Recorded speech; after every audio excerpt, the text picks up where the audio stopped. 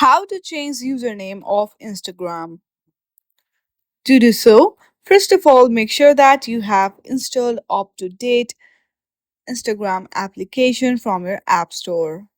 Once you check that, launch your Instagram application and make sure that you have logged into your account. Now hit on the profile icon which is on the bottom right corner of your screen. Then your profile page will be opened. From here, select Edit Profile option and make sure that you have connected to your internet connection. Once you hit on the Edit Profile option, on the second you will see Username. Simply tap on it. Now, from here you can easily change your username. Once you are done, simply hit on the Done which is on the top right corner and then you are good to go.